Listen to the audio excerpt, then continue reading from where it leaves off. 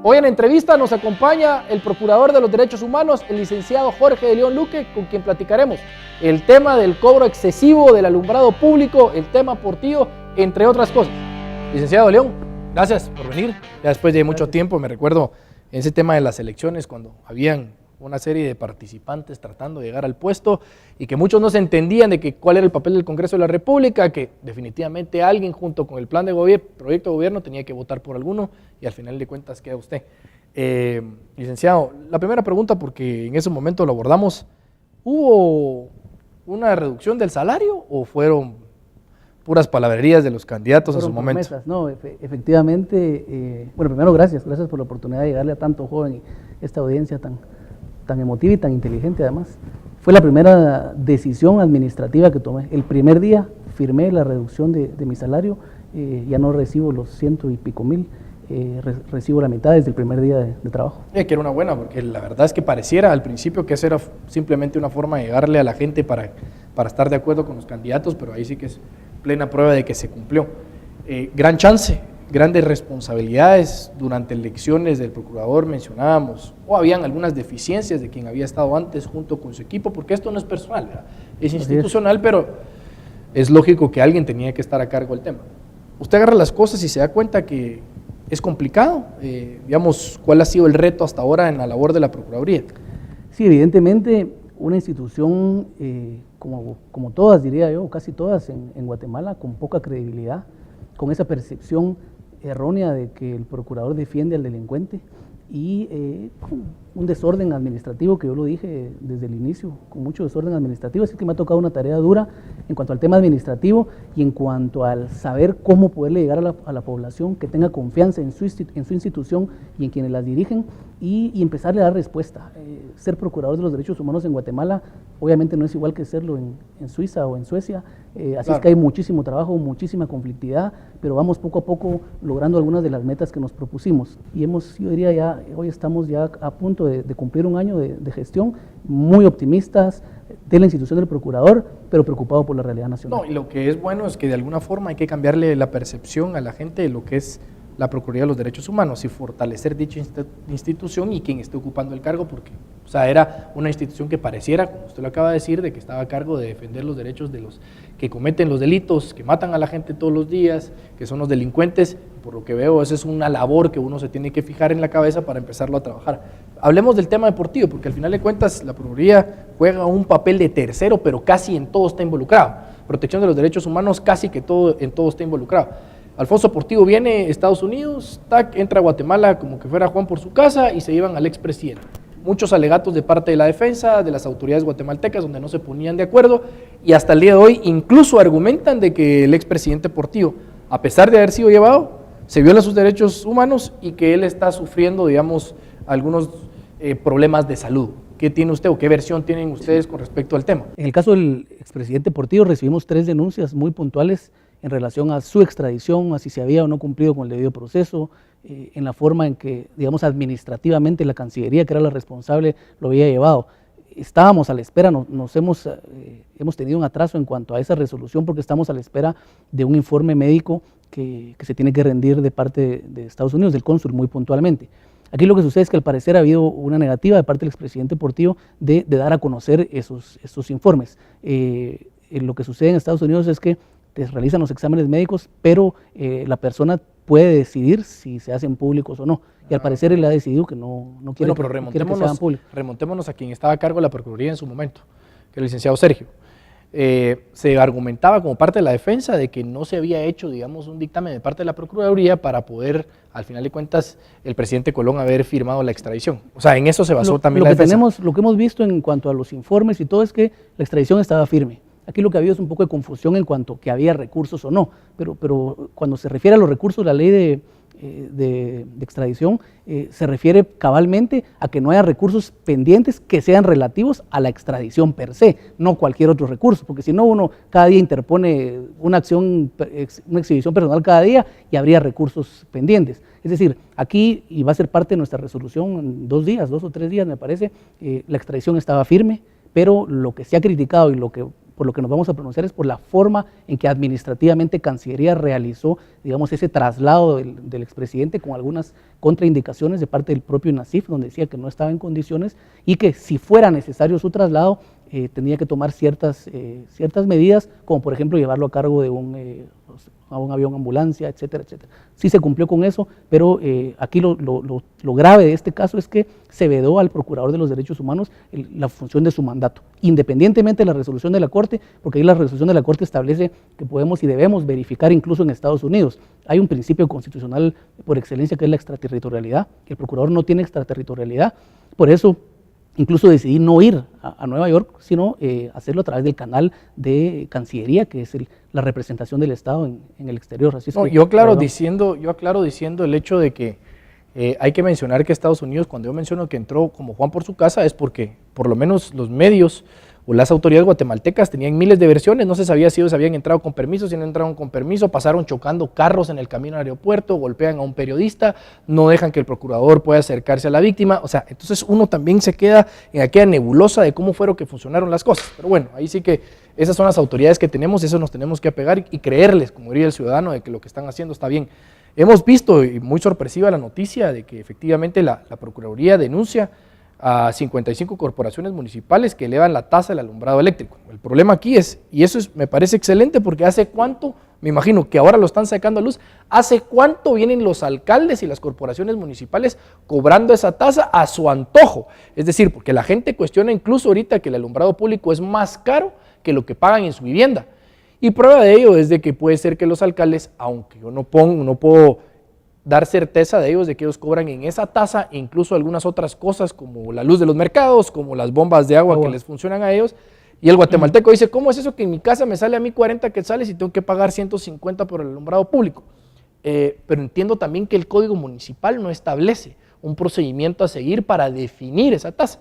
¿Qué han propuesto ustedes? ¿O la denuncia con qué propósito lo hacen? Aquí fundamentalmente son dos cosas. Primero, lo ilegal de que una municipalidad se atribuye al poder cobrar un impuesto, porque eso es realmente lo que hace, cuando eso solo el Congreso lo puede aprobar. ¿Por qué un impuesto? Porque la propia Corte de Constitucionalidad ha establecido que una tasa municipal es cuando la municipalidad otorga un servicio a la población y la población de mutuo acuerdo dice, ok, me van a dar una X cantidad de agua y yo pago por ese servicio. En este caso no es la municipalidad la que presta el servicio y por lo tanto el cobro de alumbrado público es a todas luces ilegal. Hay gente que ni siquiera tiene luz en sus casas, pero no les cobra, no hay ni siquiera foco. Y los que están de alumbrado público no funcionan. Y la otra es que es muy desigual. Si hay un finquero que tiene 5, 8, 10, 20 caballerías, paga exactamente la misma tasa por alumbrado público que una persona que vive en una casa viviendo en extrema pobreza. Es a todas luces desigual. Lo que decías, también hay gente que paga 15, 18 quetzales de consumo de energía y paga de alumbrado público 70, 80, 90 quetzales. Lo que hicimos fue priorizar las que tenían los porcentajes más altos, entre el 55 y el 99% de exceso de lo que la gente paga de alumbrado público, de alumbrado de sus casas, de energía eléctrica, y agarramos las cabeceras departamentales. Esto no obsta a que vamos a continuar con las demás. Estamos analizando el caso de Guatemala también, que a pesar de que su tasa es baja, digamos, cobran el 13%, sí. Al parecer ese remanente, que es el famoso vuelto, digamos, que le sirve a muchos de los alcaldes, al parecer en el caso de Guatemala ese remanente es bastante alto. Entonces estamos estudiando también la posibilidad de accionar en contra de la Municipalidad de Guatemala y otras, muchas más, que lo que hacen es cabalmente eso, es darle el vuelto al alcalde, digamos, y con eso paga otras cosas, para la bomba del agua, para muchos servicios, para alquileres, en fin, para muchas cosas. Bueno, y es excelente el tema porque eso denota dos cosas. Uno, que el ciudadano sigue sin exigir lo que no está bien. O sea, porque el guatemalteco tiene que pagarlo, probablemente no lo paga, digamos, no cumpliendo con la ley, porque al final de cuentas, si está, pues hay que, aunque sea discrecional como lo está cobrando la municipalidad, pero hasta ahora, digamos, está abordando el tema sobre ese cobro que se le hacen a los ciudadanos y ellos mismos no habían dicho, ¿por qué cree que este tema hasta ahora se está, digamos, metiéndose de cabeza porque al ciudadano se le está cobrando algo que no está bien? Yo creo que hay dos cosas. En el caso de la población ha ido despertando, pues tristemente recordamos los hechos de Totonicapán. Uno de por qué se dio la protesta fue cabalmente por el tema del alumbrado público. Entonces, la conflictividad también se ve inmersa en este tema y en el caso de la institución del procurador, pues dicho con toda franqueza, pues pues no nos podíamos hacer los locos, al contrario, aquí es un tema que tiene que ver con la dignidad del ser humano, con un derecho humano fundamental y que no puedo quedar callado. Yo tengo el mandato de la defensa de los derechos colectivos y por lo tanto tengo que hacerlos valer. Por supuesto que no cae bien a muchas personas, a muchos alcaldes, claro, pero como lo he dicho, no estoy aquí para quedar bien con nadie, no soy candidata a reina de belleza, entonces no me interesa. Y así lo hemos hecho en defensa de otros derechos colectivos, en el tema de la vigencia de la cédula también, que finalizaba la vigencia de la cédula y con ellos se hubieran vulnerado muchísimos derechos, pero sobre todo aquellos más pobres que van a acudir y que van a pedir su ayuda social. Con el tema de la cédula, si hubiera quedado sin vigencia, hubieran dejado de recibir esos alimentos. Sí, Seba, usted ha visto, cambiando de tema, porque el tema eso de la energía, pues hemos visto que hay regulación en el tema de energía, entran a jugar los distribuidores de energía, que ellos pudieran cobrarlo, que lo pudiera cobrar la municipalidad, que lo hacen a través, y lo que ellos autorizan es simplemente que se preste el servicio, independientemente, y el cobro municipal lo decide, la tasa lo decide la corporación municipal, los distribuidores no se involucran. Dejando ese tema por lado, hemos visto que la violencia en el país es triste. Muchos guatemaltecos se me acercan, fíjate Luis Enrique, que a mí ya me da miedo salir a las calles.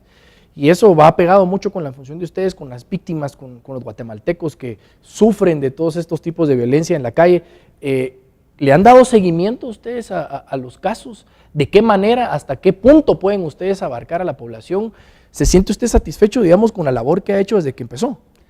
Bueno, siempre en tema de derechos humanos mentiría si te digo que me siento satisfecho. Hay muchísimo por hacer todos los días, estamos haciendo nuestros mejores esfuerzos, sí. Y en el tema de atención a la víctima, que es nuestro campo. A veces la gente dice, mire, ¿por qué no hace algo con los muertos, con los asesinatos? Porque no es mi mandato y quisiera poder tener una varita mágica para algunos casos y cosas, pero no se puede. Lo que sí hicimos fue que quintuplicamos la cantidad de personas y psicólogos que hay en la unidad de atención a la víctima y hemos dado muchísimo acompañamiento a las víctimas. Iniciamos con el terremoto de San Marcos, lo hicimos con las esposas y familiares de los policías, de los agentes que asesinaron en la zona 5, con los agentes que fueron asesinados hace poco. Hoy iniciábamos cabalmente con una terapia con alumnos del San Sebastián. Hoy hay un seguimiento serio con el tema de atención a la víctima. Muchísimos niños y niñas que recibimos todos los días por mucha violencia intrafamiliar, por tema de trata de personas nos hemos involucrado también mucho, pero yo diría que nos falta muchísimo. ¿Qué hacemos con todas estas dependencias de la Procuraduría de los Derechos Humanos en el interior? Que mucha gente ha externado que estaban en malas condiciones, que el personal contratado había sido mal contratado, que eran alianzas, que eran amigos y que al final de cuentas a la población les quedaba muy poco para llegar a pedir ayuda. Me imagino que usted ha hecho visitas y le denota efectivamente que el trabajo que había en el interior era escaso y muy malo. Así es. Yo he tenido que rescindir de los contratos de muchas personas. 7 auxiliares departamentales fueron ya destituidos. Hicimos un análisis del trabajo que hacían, de los expedientes, cómo iban funcionando y el resultado fue desastroso. Yo no puedo permitirme, como les he dicho a los empleados, que son mis compañeros de trabajo, que la población nos paga. Con sus impuestos nos pagan nuestros salarios. Y yo no puedo permitir que haya auxiliares y personal. Por ejemplo, en el caso de Quetzaltenango despedía 7 personas porque tenían, por ejemplo, uno de ellos 158 ausencias el año pasado, 160 ausencias, 40 ausencias. Encontramos más de 3.000 expedientes sin tramitar, con serias violaciones a derechos humanos y con delitos. Así es que tomé la decisión de despedirlos, les dimos su audiencia, dimos todo el debido proceso laboral y fueron destituidos los 7. Licenciado, para finalizar, ¿qué propuestas tiene usted como procurador con el equipo, digamos, aquí a que termine su periodo, o cómo quisiera usted ver las cosas distintas a como veníamos con el tema de la Procuraduría? Bueno, dejar una institución seria, una institución con credibilidad, una institución que le dé respuesta a los más necesitados. Es indudablemente la institución del procurador la voz de los que no tienen voz. Muchas veces llega gente que tiene muchísimas posibilidades con 2, 3 abogados y quieren que el procurador le dé seguimiento, que los acompañe en las audiencias. No lo podemos hacer. Ahí sí debemos discriminar en favor del que menos tiene. Así es que sueño con una institución muy fortalecida, con mucha mística de trabajo, con servicio a la población y que empecemos a dar respuesta a tanta violación, a tanta injusticia en la que vive Guatemala y que lo vemos en todos los temas, desnutrición, extrema pobreza, tarifas de alumbrado público. Tristemente es el pan nuestro de cada día. ¿Qué decir del transporte público? Hoy hemos visto hechos lamentables, asesinatos, intrigas, corrupción. Para donde uno voltea a ver hay delitos, hay comisión de delitos, hay violación a los derechos humanos, así es que la tarea es inmensa, pero yo tengo toda la energía, todo el deseo real de hacer bien las cosas, entendiendo que no hay confianza en la población, pero nos vamos ganando la confianza poco a poco con trabajo, con honestidad, con transparencia. Otro tema que se me olvidó y que es bien importante es el tema de acceso a la información. Por primera vez en la historia de Guatemala estamos fiscalizando a todas las municipalidades pidiéndoles que nos envíen en qué se gastan el dinero, cuáles son sus salarios. Abrimos expediente a más de 800 sujetos obligados. El procurador por mandato de la ley es la autoridad reguladora del acceso a la información, así es que hoy hemos conformado un equipo de 8 o 10 personas, hicimos una alianza con Acción Ciudadana y hoy tenemos expedientes abiertos en contra, me parece, de 120 municipalidades y les estamos exigiendo que nos den respuesta, de lo contrario remitiremos lo conducente a la Contraloría General de Cuentas y al Ministerio Público para la excelente noticia, porque yo me acuerdo entonces con el antiguo procurador, nos metimos a la página de la Procuraduría de los Derechos Humanos para ver el tema del acceso a la información y ni en esa página se podían ver quiénes eran los que estaban empleados. O sea que esto es una buena noticia. Le deseo toda la suerte. Entiendo que la Procuraduría es de verdad una institución que debe estar apegada al pueblo. Lamentablemente vivimos hechos de violencia todos los días en Guatemala al punto que la gente ya no quiere salir a la calle. ¿Cómo podemos decir a la gente que salga? Pero de alguna forma fortaleciendo instituciones como esta que están apegadas a las personas con escasos recursos, creo que pueden tener un poco más confianza. Gracias por venir, licenciado. Sí, muchas gracias.